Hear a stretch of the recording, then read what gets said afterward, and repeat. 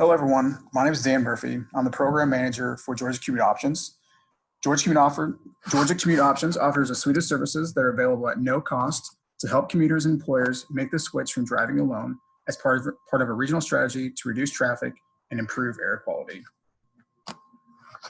Before I hand over to the presenters, I just wanted to give a few housekeeping notes. First is that we have muted all participants for the duration of the presentation. There is a Q&A button at the bottom here of Zoom. There's also a chat feature. So if at any point you do have questions, you can raise your hand, you can chat or type in the question, and we may we'll reach out to you via chat or answer your questions in the question and answer section. The session is also being recorded, so we will send out the recording in a follow-up email as well. For today's teleworking presentation for small businesses, we again have Elham Shirazi, who is our telework expert with GCO. She's been providing telework services and support for over 30 years. She's helped employers large and small here in the Atlanta area, around the nation, and also most recently, she's helped with the UN in Italy. So we're very appreciative to have her with us and have her expertise. Because today's presentation is focused more on small businesses, we also wanted to bring out one of our small employers that we have recently worked with. So we're lucky enough today to have Laura Hernandez, who's the business development manager for BioCure. I happened to run into Laura at a networking event, and it was interesting to meet someone who not only was involved with our incentives program, but also kind of at the executive level of an employer. So I urged her to speak out and try to get more people at BioCure into the GCO programs, which she was very supportive of. And then this COVID-19 situation happened, so we actually were able to support them with some telework policy and implementation, which we'll talk about later. But again, thankful to have her here, and hopefully she'll give us a little bit more information on what BioCure is and what impact telework has had. And so with that, I'll hand it over to you, Elham. Thank you, and good afternoon to everybody. I don't know, we had a message that there was a problem on the volume. If you all can't hear us, please send another message in the chat box. Hopefully it was just a small technical issue that has come to pass. Let's talk about small businesses and their needs for teleworking.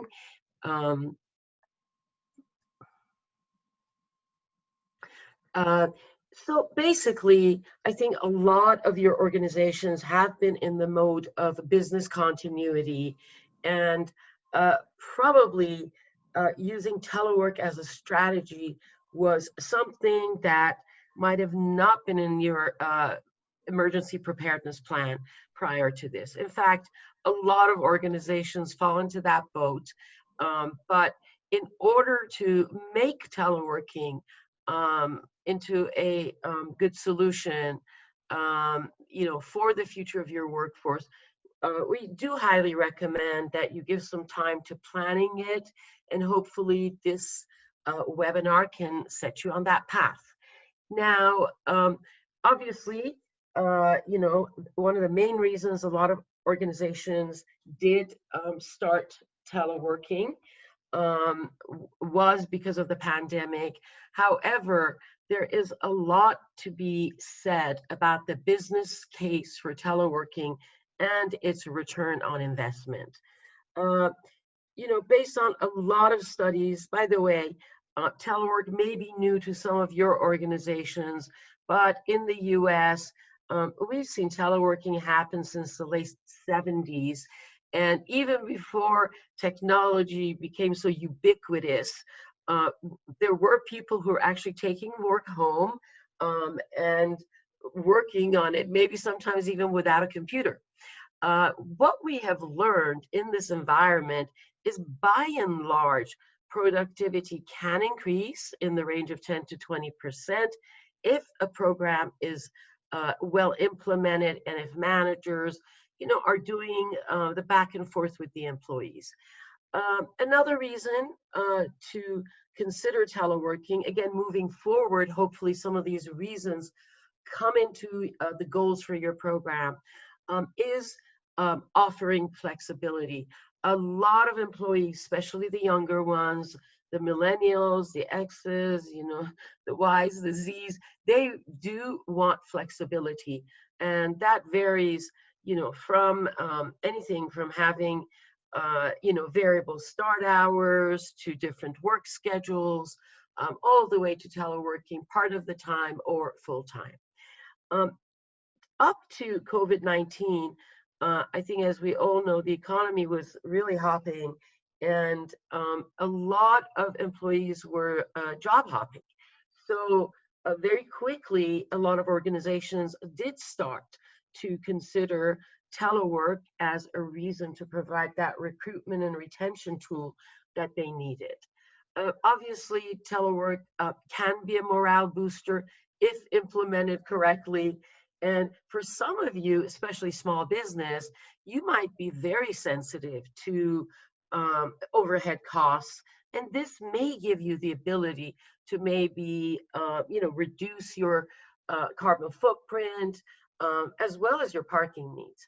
And of course, very near and dear to, the heart of all Atlantans is the fact that the commute is long, is unpredictable, and very stressful. So these are some other really good reasons for making the case for teleworking going forward.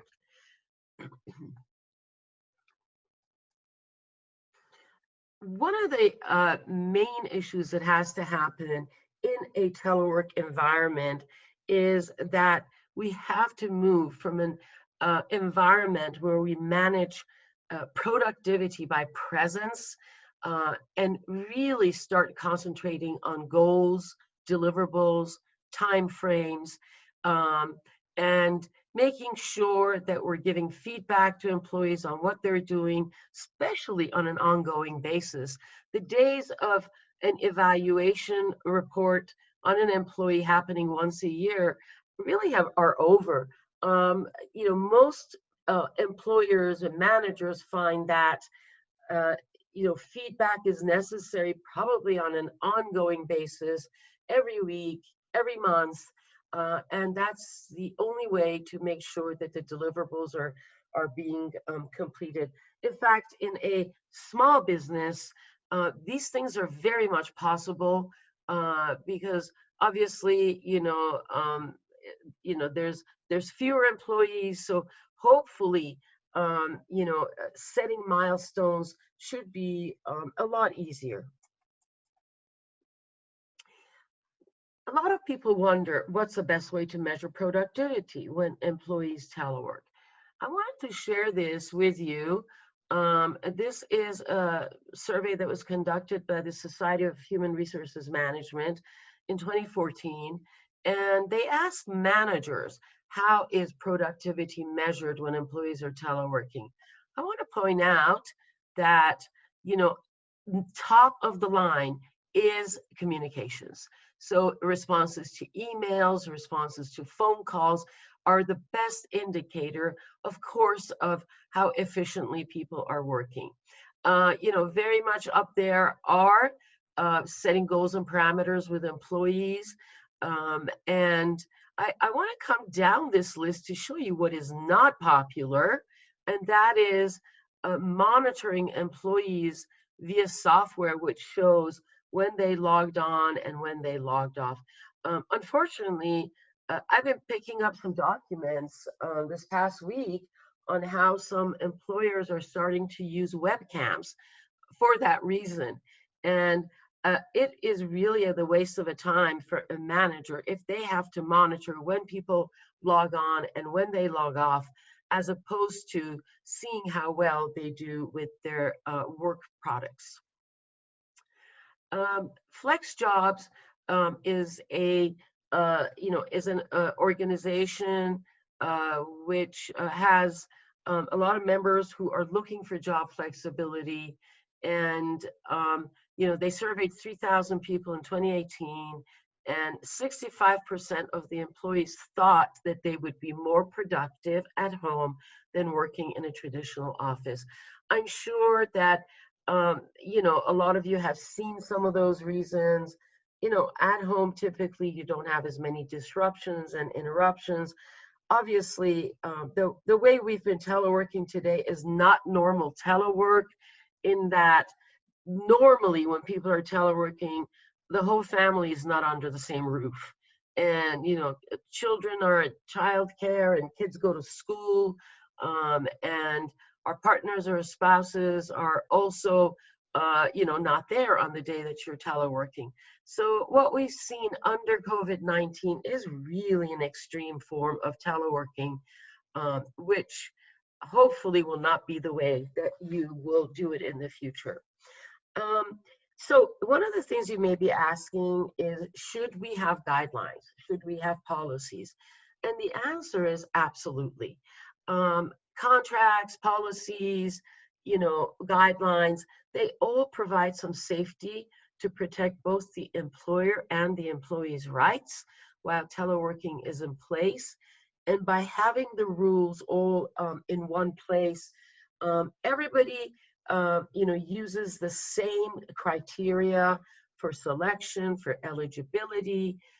So it will accommodate a lot more people to telework, um, unlike what we've seen in the workplace up to now for many businesses, which has been basically one person here, one person there, or ad hoc teleworking.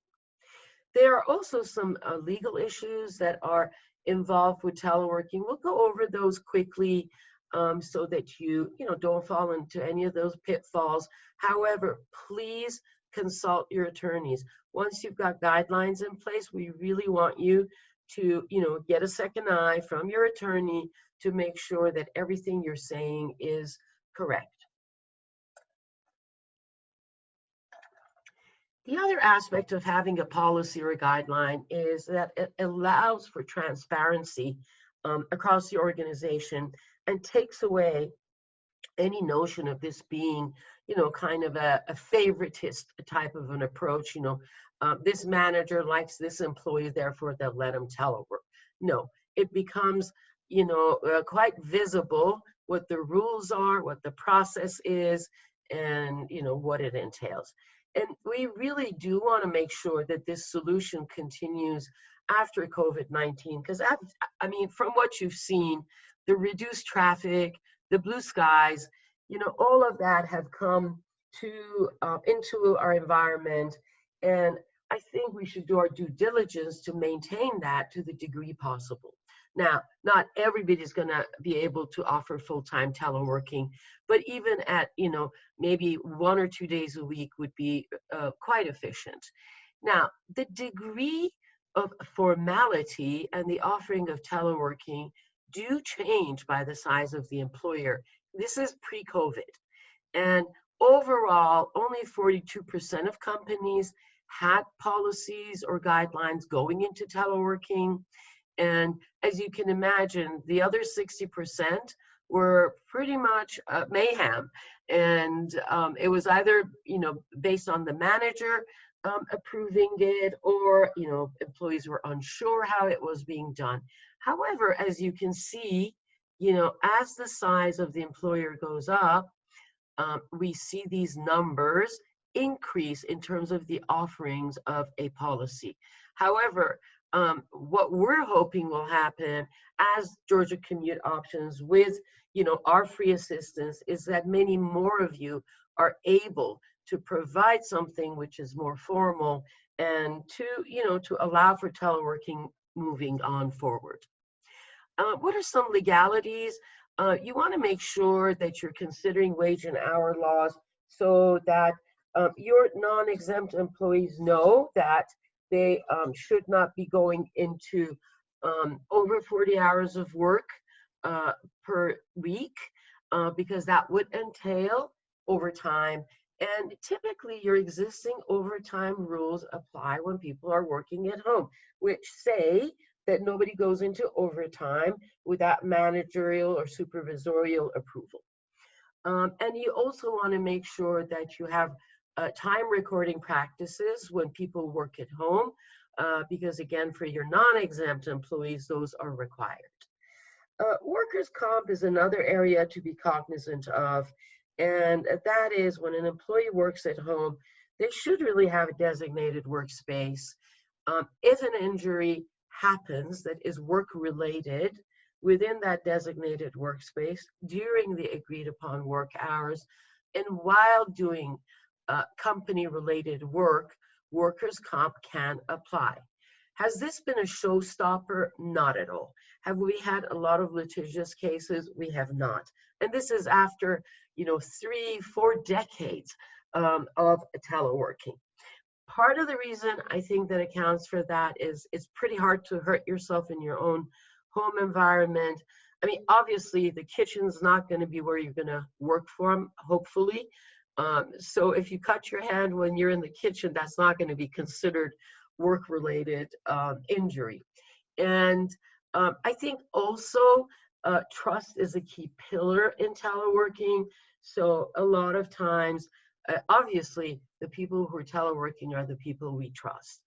OSHA does not require you to do home office inspections. However, just know that a lot of employers do put a clause in their policy which says the employer does reserve the right to inspect an employee's home office if needed with reasonable notice. Obviously, if there's an accident, the manager or supervisor should not be the one who goes to inspect the office. It should really be someone from risk. And obviously, you don't want to just send one person. It's ideal to send two. But hopefully, those cases are going to be very small, if any. As I said, this has not been something that has been a showstopper at all. We also want you to know that based on ADA and FMLA, that teleworking can be an accommodation, but is not a requirement. So it will really go back to the case, individualized case from employee to employee. And on the telework side of the house, usually, the ADA and FMLA are not discussed. So those, the cases where people can telework, it's a discussion on the ADA side or FMLA side. Obviously, you want to be very careful about how you describe this program. You don't want to say that it's a perk or a privilege because that in and of itself does create a class of haves and have-nots. So your language has to be simple and basically just say teleworking is an alternative work strategy that may be appropriate for some jobs, some employees with the appropriate technology and their manager or supervisor's approval.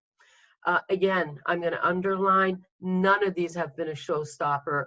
Even the federal government has one of the largest programs in the country. So I always say if the feds can do it, everybody can do it.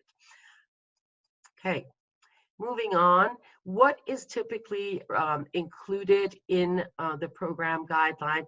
By the way, we do have a quick guide on our website that you'll see again at the end of this presentation, which has a short guideline for a small business, and it can provide you with, some good language to start with. And if you need more, obviously we're here to help you, but typically that guideline includes goals. By the way, if you are only implementing this for the purposes of COVID-19, that should be very clear in your transitional policy so you manage expectations. However, do keep in mind that teleworking comes along with a lot of other return on investment features. So it would be good to tie some of those also into your goals. Selection criteria are in the proposal. The arrangements, and frequency, can it be full-time, can it be ad hoc, can it be 1 or 2 days a week? Communication needs are spelled out, so employees have to be accessible, available, and obviously some discussion of the legalities that I just described. What are the resources that are available? What's the equipment? What's the technology? Do employees provide it, or does the employer provide it? And, again, it does go through language about having a dedicated workspace and making sure there's no impact on the non-teleworkers.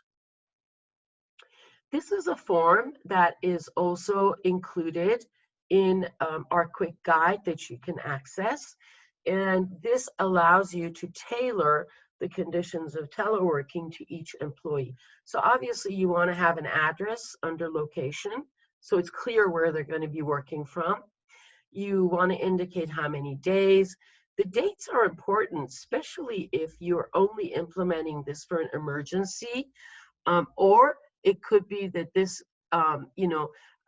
this particular worksheet is updated once a year during the evaluation of an employee. And again, hours should be clear, and how often people should check their messages, voicemail, and you can definitely change this based on your organization's needs. What are some typical milestones in implementing a teleworking program? Obviously, top of the list, moving beyond COVID-19 is to have management commitment, is to have some, some executive champions. You might want to have a transition team if you don't have one already. And usually that's HR, IT, risk. And in the context of a small business, it might only be 2 people who are on that steering committee. But as long as you're developing some consensus and you're developing some policies, it's really a good idea to be able to at least brainstorm together and get buy-in. And obviously, the selection is key going forward. I think some of you are looking at social distancing. So how will you bring, the workforce back to the office? And very importantly, make sure that there is some form of training. In our quick guide, we also do have some do's and don'ts, but can also offer training on a one-on-one basis. Employees today desire flexibility. Again, this particular chart just shows, of all the options, teleworking, 80% of the employees ranked it highest, and multiple responses were allowed. And, followed by flexible schedules and telecommuting some of the time, alternative schedules. I mean, all these reasons, I think, are reasons that we may have to continue in a post-COVID environment as we try to bring employees back to the office. By the way, again, if we look at age groups, you will see that the younger generations are much more likely to leave their employer in the next 12 months because they lack flexibility. And that the same is true when you look at the other end of the spectrum, where to older employees, it's not as important as it is to some of the younger ones. Obviously, I mean, we all know we have children, and they're just used to working remotely. They telework all the time, whether it's for school or anything else that they're doing. So some rules, I think in this period, accessibility is critical. We want to make sure that employees' schedules are current so that they indicate both work, meetings, and also personal non-available time, because a lot of employees have had to change some of their working hours because of the lack of childcare or school, and they're homeschooling and they're taking care of the children. So we see that partners are splitting the time in terms of who takes care of the kids, at what point. It's important that brainstorming continues. If you start brainstorming, please pause and think about who else should be included. FaceTime is really helpful in building these relationships. I'm sure you've all been Zooming and using other video features, but also be careful. There is a little bit of Zoom fatigue going on, and video fatigue. Sometimes just an audio conversation is sufficient. However, it's not a bad idea to check in with your employees once a week, through a video. And a lot of employers are getting creative with virtual, virtual water cooler talk or virtual coffee or lunch, so that the employees still get together, they see each other, and they're able to share, about their own work, about their own lifestyles and what's going on. Trust is a critical pillar of teleworking. So hopefully you're developing it and resolving problems as they come out. Do watch out for burnout and isolation. Those are some of the impacts of teleworking in the environment that everyone's teleworking today. If people live alone, they tend to overwork and also sometimes feel isolated. So having some virtual breaks, bringing the employees together for reasons other than business is really critical. And of course, you want to make sure there's work-life balance. Now, this is this study was done in 2018. It's not that old, but as you can see, this was done by World at Work, and 78% of the employers who responded to this survey showed ad hoc teleworking, meaning as the situation arises, coming all the way down to about 70% allowing it sometimes, and then 60% allowing it full-time. These numbers are a little bit inflated because the membership of World at Work are typically HR managers and facilities managers who are probably more forward-thinking in terms of options. Just a few tips for your teleworkers. You can share these with them, ask them to have a morning ritual, take breaks, move around, get dressed but not dressed up. So please do get out of your pajamas, because that may be a reason to go back to bed. Staying away from the news and media is really critical. I have seen quite a few surveys where it shows that is causing stress to employees during the workday, so please avoid it. Go for walks, do meditate if it's something that you like. Eat your lunch away from your desk. That is really a good habit to give yourself a break. Not only have a morning ritual, but also have an end of the day ritual. So I talked a little bit about employees having dedicated space at home. We typically do recommend this if possible.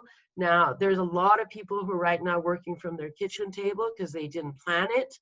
But, moving forward, hopefully they can find somewhere in their home where they can work without a lot of disruptions. And as I mentioned, they should have a routine. Not only start at the same time, take a mid-morning break, take lunch, take a mid-afternoon break, and end at the same time. A few tips on ergonomics. So the desk should be a comfortable height. Some of you like standing while you're working, so you can elevate your laptop. Get creative. Use phone books if they still issue them, or some big, heavy books to bring your screen up. Your chair should be adjustable on rollers, hopefully. And I've heard of a lot of people who have actually splurged and spent, the $50 to get a comfortable chair. A dining room chair doesn't quite do it. Lighting is important. You should be reading at eye level. Please don't, get into a cramped position and work off of your laptop. Light should be directed towards the side or behind the line of vision. Direct sunlight is not good because it causes a glare. Obviously, safety of your cables and making sure that your wiring does not make anyone trip is very important. And also noise. I know that during this COVID-19 teleworking, we've all had to get used to the sound and, some images of kids coming in while parents are working, um, and also pets. But in a real telework environment, these things should not be present, and you should be as professional, and it should be as seamless as it would be in the office. Again, we know that some of these rules are going to be loosened up a little bit as we're still going through this post-COVID, but ultimately, when teleworking goes back to what it used to be, we don't want any of those issues in the background. Now, you might be wondering what % of the population is teleworking today.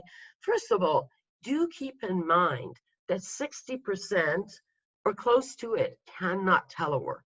So, these are people with essential jobs, or they're jobs that simply cannot be done from home, such as, if you're in retail or, in some service industries. And of the population that are teleworking, it's notable that 9% had some experience with remote work before, 14% were working from home, but are doing it, of course, a lot more than before. However, 20% have never done it before. So it's really critical that we give them the right training and, the right messages as to what teleworking is about. So what should you be tracking? Please track impacts on productivity.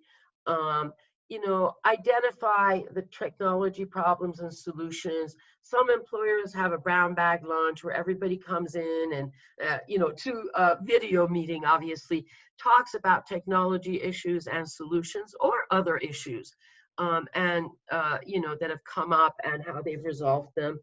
We learn a lot from each other and from collaboration, and do try to document, the lessons learned, because teleworking could have a future in your workplace. I think we want to put you on the right path. Please start planning now. Manage expectations so employees know, for how long this is. With coverage is important, very important, with small business. So please do make sure that, if you do go to teleworking, that you do have, some staff in the office. So not everybody can telework on the same day, or you might have a group A that works in the office one week and a group B which may work in the office the following week. In the interim, on the off weeks, they're teleworking. Please do plan for that improved technology. A lot of you went from 0 to 100, and hopefully you have secure methods in place. There will still be more virtual collaboration, but people are complaining about too many meetings. So let's not clutter employees' days with a lot of meetings, and pick and choose between what is needed and what can just be resolved in an email. Not everybody's going to want to continue. Some of your employees will opt out. However, we will also have improved self-selection, meaning that people will know what this is about and, make a decision as to if they want to continue. And also, managers are getting more training about how to manage teleworkers. Another consideration going forward might be alternative work hours, shift differentials, and flexible work schedules, etc. So here is a list of how we can help you. Again, all these services are available to you at no cost. Please contact either send us an email to our website, or if you know who your worksite advisor is, contact them so we can provide you with some tools and make this really easy. At this point, I am going to pass it back to Dan. And Dan, I guess you'll just say a few words about Laura and we can move on, right?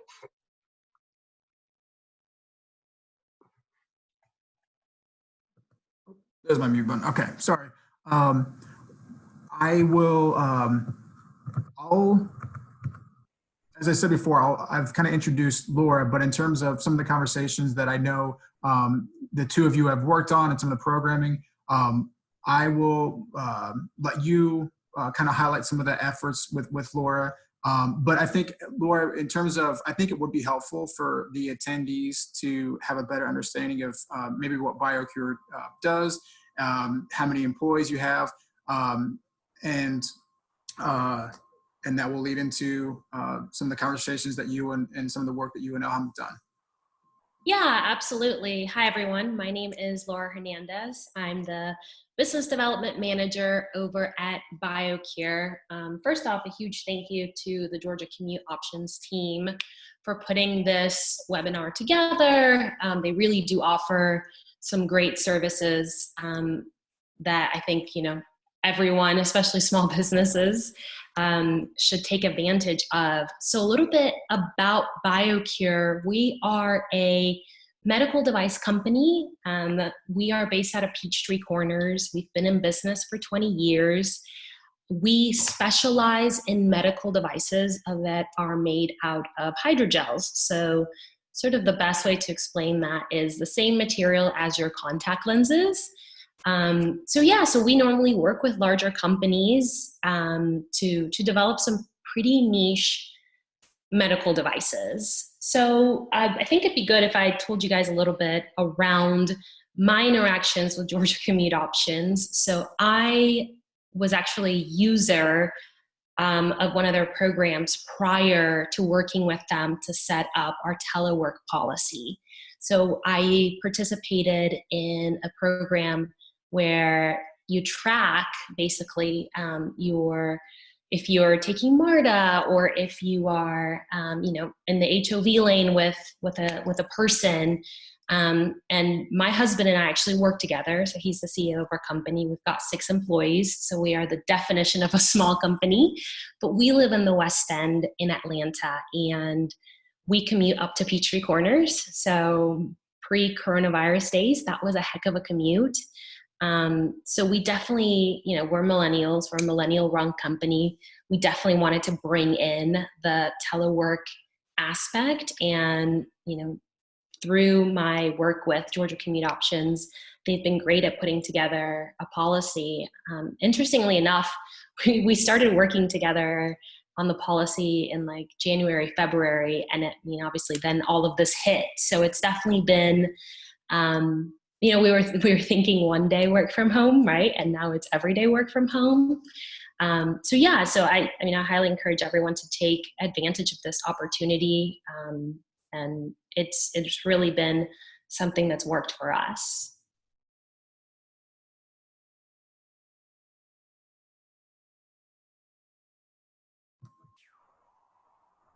Are you there, Elham? Me? I'm sorry, Elham, you said? Dan? Yeah, I just want to make sure that we had connection with you and Yes. some of the questions you had for Laura. Laura, what about, I think you mentioned to me that you're also doing social distancing at work. Do you want to talk a little bit about that? Because some of your workers are essential and they still do go to work, correct?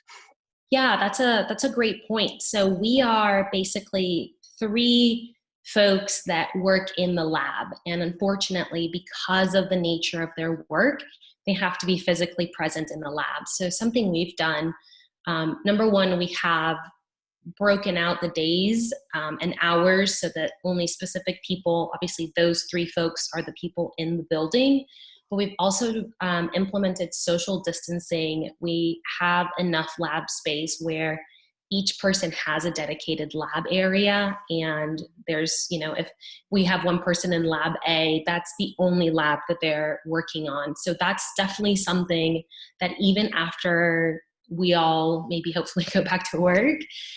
That's something that we're going to carry throughout until we feel like there's some sort of conclusion on this coronavirus thing, whether that be a vaccine. So yeah, we do have social distancing that is going on currently for our essential workers.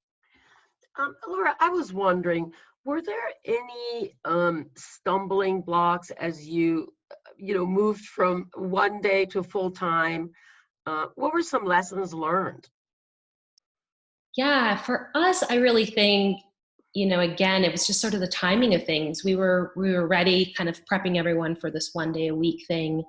And for the first, I would say, couple weeks, we were a little unsure of the communication, how we were going to really manage things. We do one big weekly meeting where we work through basically what's up on the schedule for this week, what's everyone working on. And for the first couple weeks, we had kind of paused that, and we realized pretty quickly that we had to get that back on the calendar and get folks reconnected. I think, it's really all around preparing your employees, setting the proper expectations for them. We use Microsoft Teams, and that has been incredibly helpful. So finding what that software is for you and what that communication cadence is for you, I think, really goes a long way. Did you have remote access in place before you started? Yeah, so our employees, were able to, luckily that's something that we had in place. They had to your point earlier, they had the proper, computers that they could take with them. Everyone was equipped with a laptop. We made sure that all the laptops obviously were connected to our server and they could access all the documents. So thankfully, that was something we had in place beforehand. Okay, great. Any final words you want to leave us with in terms of small business? I mean, I'm hoping, hopefully you can encourage people to continue, even if it's on a part-time basis, right? Yeah, absolutely. I would say, yes, we're a small business. We've been actually working through a really big project throughout all of this. We have a project that is on its way to an animal test at the beginning of June, which for us is a really big milestone. And we've been able to, stay on track, hit every deadline, even though we've been remote. So, I think if the silver lining of the situation has been anything, it's really shown us that, number one, your employees, as long as you set the proper expectations and the proper resources, are super capable of managing this.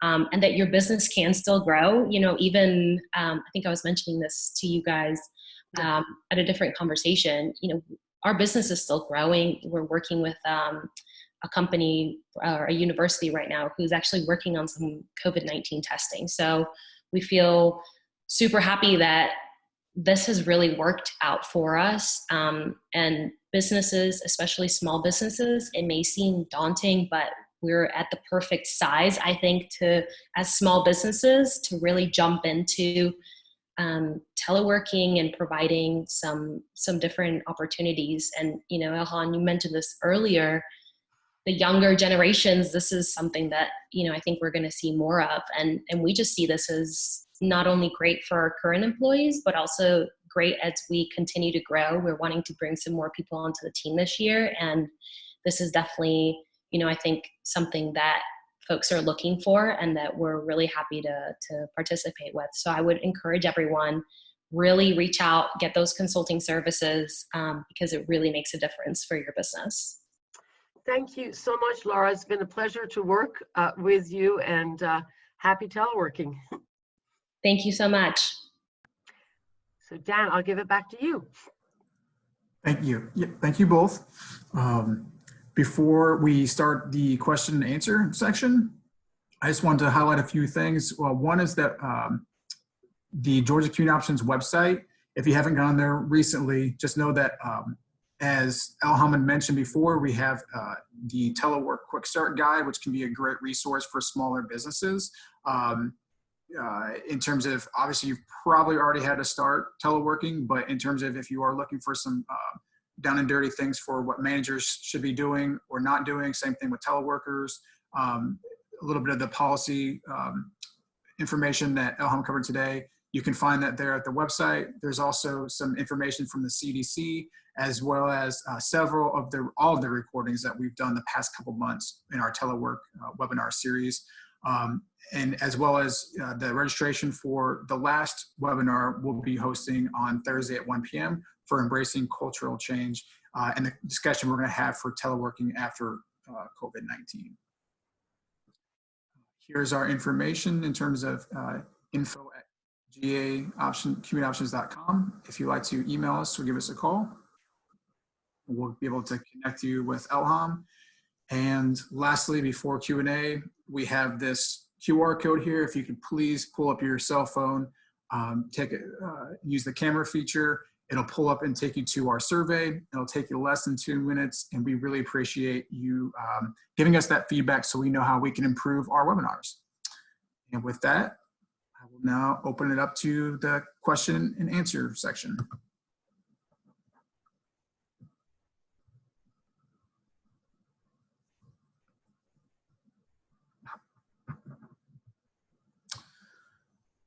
So we just had a question pop up. The first question we have is, do you have a couple of recommendations for creating social interactions among my team? We have 20 employees all working from home, and it's hard to have a social meeting when 20 people are talking at once. Do you have any advice for that, Elham? Sure.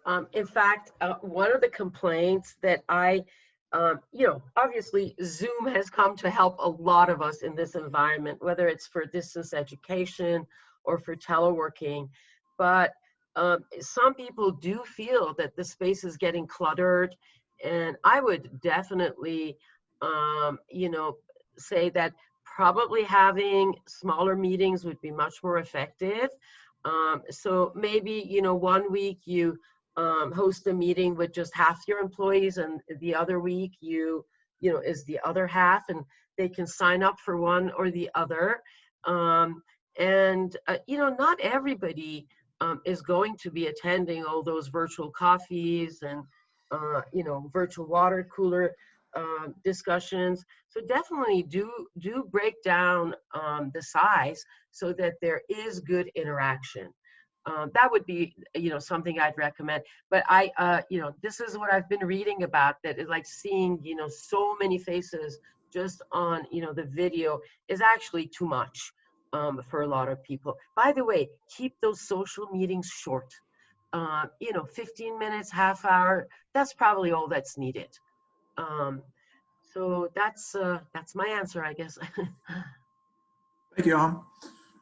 We had another question come in terms of how many employees do you have to have for GCO to provide telework support? I think, Dan, you should answer that one. Okay, yeah, I can answer it. I don't think we don't really have a minimum. More likely, you have at least a handful of employees. We don't have any restrictions for limit on employees. As Laura mentioned, BioCure is a team of 6, and we work with them. And so, yep, no worries about any minimum. If you do have requests for our services, just go ahead and reach out to us at that info@gacommuteoptions.com email, and we'll reach out to you. Just to add to that, obviously one of the missions of our organization is to take those trips off the road. So as many as we can, that helps all of us. Okay.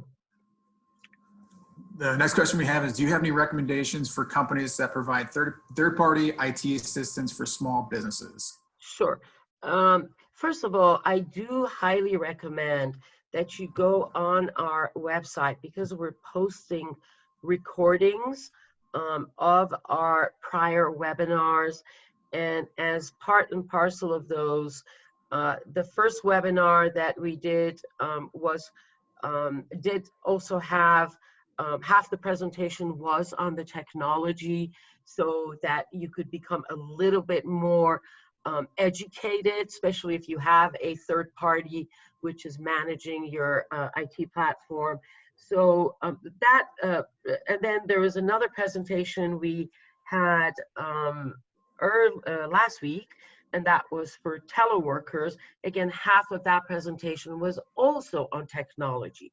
So I highly recommend that you just spend a few minutes and listen to those. Obviously, IT is a critical element of all of this. So if you do outsource, I think your demands should be clear. Nowadays, remote access is critical. Safety and security are critical.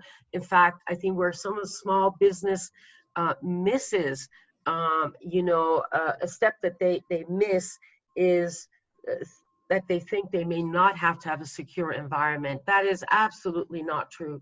So please make sure that your third party is dealing with all those issues.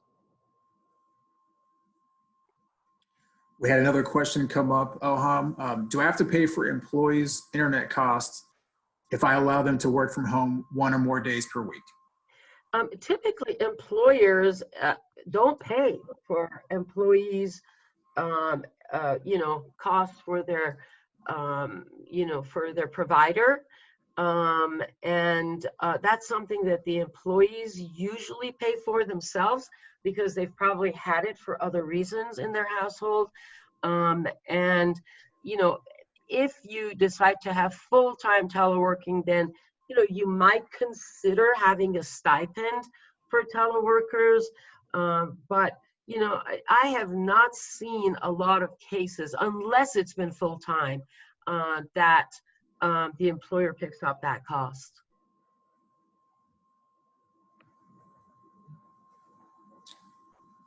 Looks like that's all we have for questions. So again, thank you for attending today. Special appreciation and thanks to Laura Hernandez from BioCure, and Elham, as always, thanks for supporting the GCO team. And with that, I will wish you all the best for the rest of the day. Thank you.